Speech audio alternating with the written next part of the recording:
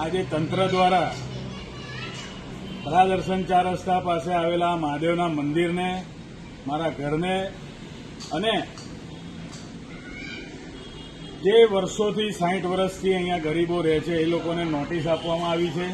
આપ જોઈ શકો છો કે કઈ રીતે આ તંત્ર કામ કરી રહ્યું છે।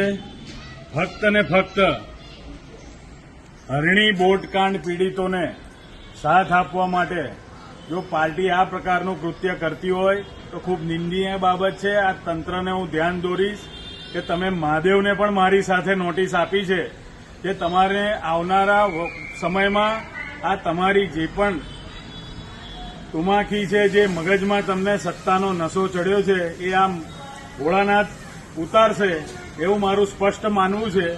તમે ભલે આજે સત્તા તમારી પાસે હોય પણ તમે આજે આ બોટકાંડ પીડિતોને ન્યાય